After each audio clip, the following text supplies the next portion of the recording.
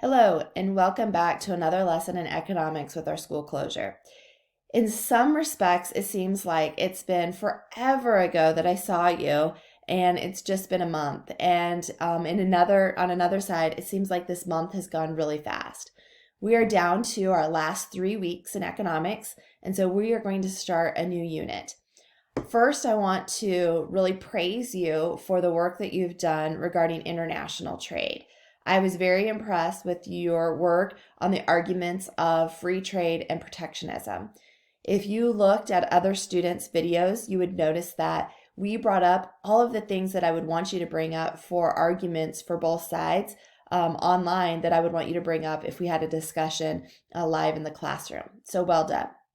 Your exchange rate assignments were very good too. That's a complex topic and can sometimes get confusing, and you guys nailed it.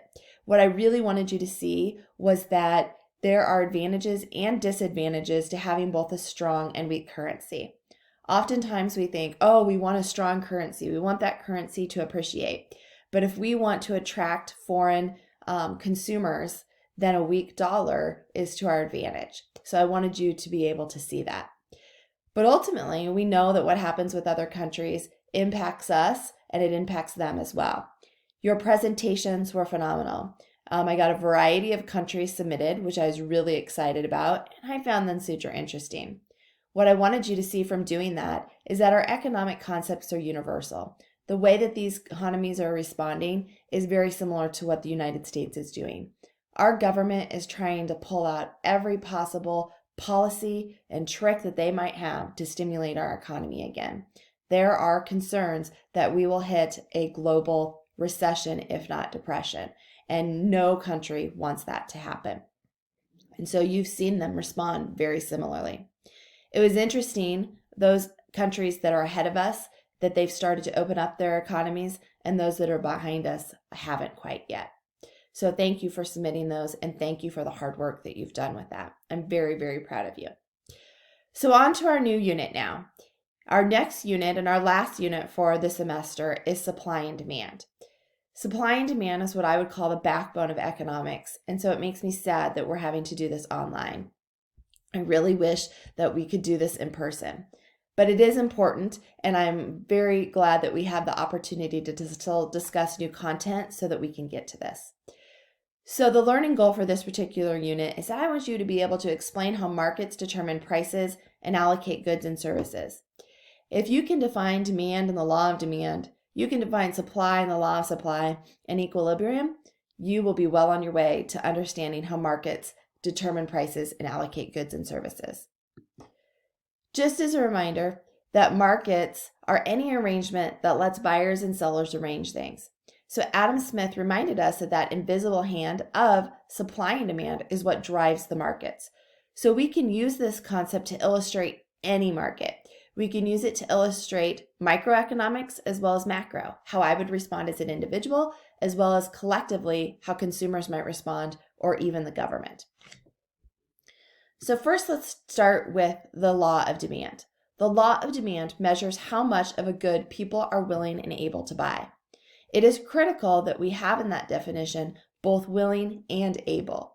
There's lots of things that I'm willing to buy, like a Ferrari, but my income doesn't allow it, so I'm not able to buy it. So that's why demand has both willing and able. When we discuss supply and demand, I want you to understand the graphs. And so you're going to see several graphs here. So on this particular graph, it has graphed out demand. And so when we look at it, you always set it up the same. Price is always on the y-axis. So right here, this represents $80 and this represents $60. Along the x-axis is always quantity. So when you draw these graphs, it's important that you label both.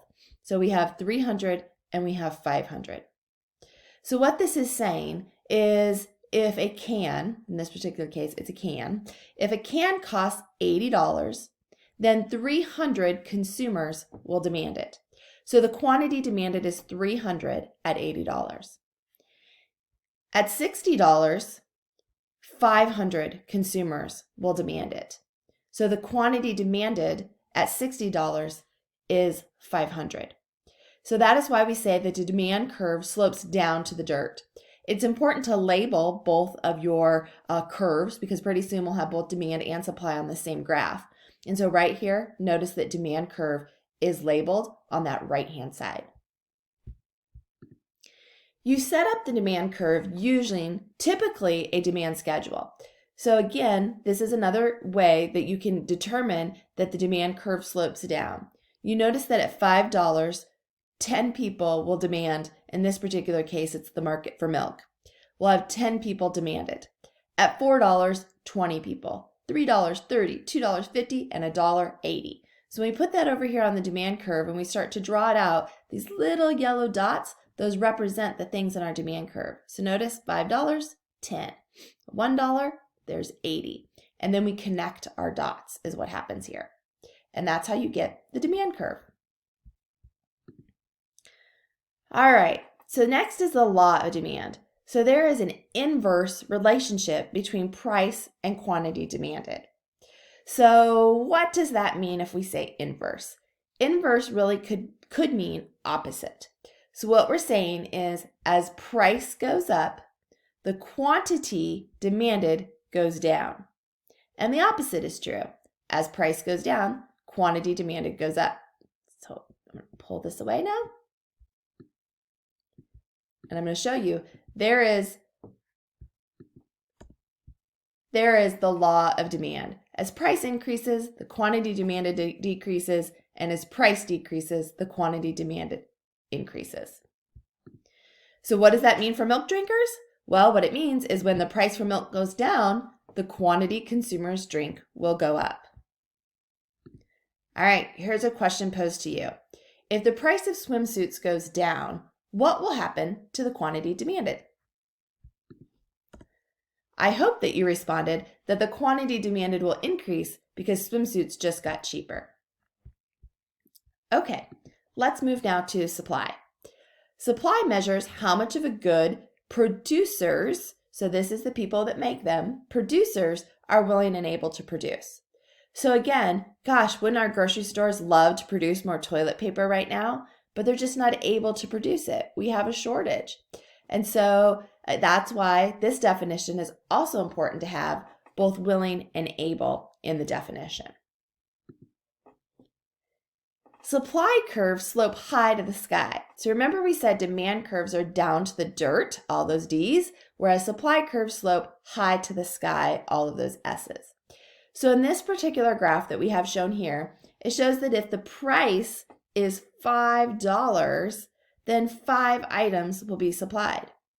If the price goes up to $20, then about 27, oops, I'm here at $20, about 27 will be supplied. And so you notice that the law of supply is different than the law of demand. Here's a supply schedule for you, how we put together our supply curve. So at $1, we have 10 milk, we'll call them gallons of milk supplied.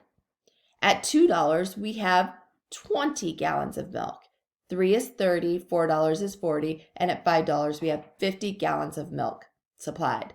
Notice again, it slopes high to the sky, and we've labeled it as our supply curve. So the law of supply is a direct relationship. As price increases, the quantity supplied increases. As price decreases, the quantity supplied decreases.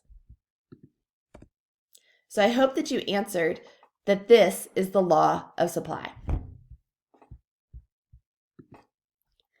What does this mean for milk producers? Well, what it means is when the price for milk goes down, the quantity produced will go down. And when the price for milk goes up, the quantity produced will go up. This should not say will drink right there. So basically, when the price goes up, there's an incentive for producers to produce more because of profit. They're like, yeah, baby, there's high prices. I want to make more and get these out the door. So with price, there's lots of changes in the quantity demanded and the quantity supplied. All right, here's your review question. If the price of, I'm going to say if the price of jeans, is what that should say, if the price of jeans goes down, what will happen to the quantity supplied for jeans? I hope that you answered that the quantity supplied will decrease because the jean prices are lower. All right, now we're going to put our supply curve and our demand curve on one graph together. And where they meet, we call this the equilibrium or the market price. Now, in theory, we are always working to get to market prices or equilibrium so that the quantity supplied and the quantity demanded are exactly the same. We say this is what the market's calling for. And if that happens, we won't have anything left over and we won't come up short because we've offered the exact right price to our consumers. So here it is with some numbers on the chart. Again, our y-axis is our price and our x-axis is our quantities. So $3 seems to be the equilibrium price. So at $3, we're going to have on the supply curve, we've got quantity supplied at 30, and on the demand curve, we've got 30 people demanding it. So in the stores, we won't have anything extra and we won't have a shortage of anything. So now you notice, well, what happens at $2? So anything below $3 or below that equilibrium, what's happening is we've got more people demanding it than there is supply. And so there's a shortage. Above the equilibrium, in my example, I said $5, but it could be $3.25. So at any price above the equilibrium, we end up with a surplus, which means we have too much. Our quantity supplied is greater than our quantity demanded. So that's the equilibrium. Now, this all holds true, but we know market conditions change all the time. And so what happens is we see a shift in the entire supply curve. So we'll see it shift, or we'll see the demand curve, the entire demand curve shift, and that changes that equilibrium.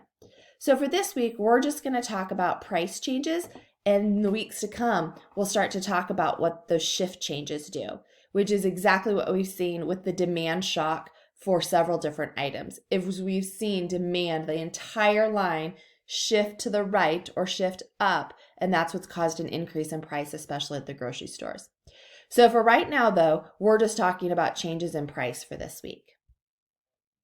All right, my next question is going to be, which curve is A and which curve is B? All right, I'm back, and I hope that you said that A curve is the supply curve and the B curve is the demand curve. Down to the dirt for demand, high to the sky for supply. Okay, now I want to take just a minute or two to talk about your assignment. What you're going to do is you're going to pick any product. It can be something that you like to buy, and you're going to come up with some fictional numbers and just practice drawing a supply and demand graph, and then you're going to explain that graph on Flipgrid. So very much like I've done in this video, you're going to practice.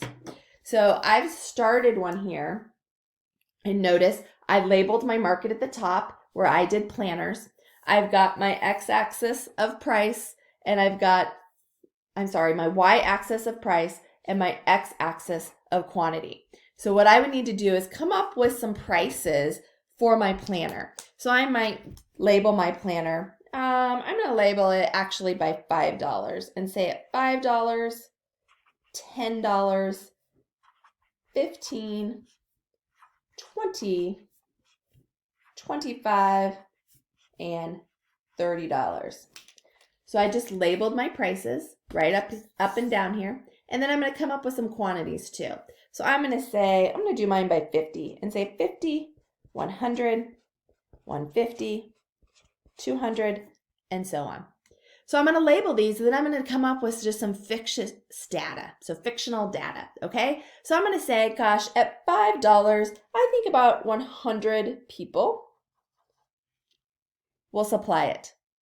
But if we get up to the price of $30, I'm going to put my dot clear up there, and then I'm going to connect them. And I'll label that as supply with just an S. And I'll do the same thing for my demand curve, and then I'll explain to my friends, my classmates, all about my market. I'll have another example on Flipgrid so you can check it out there. Good to see ya!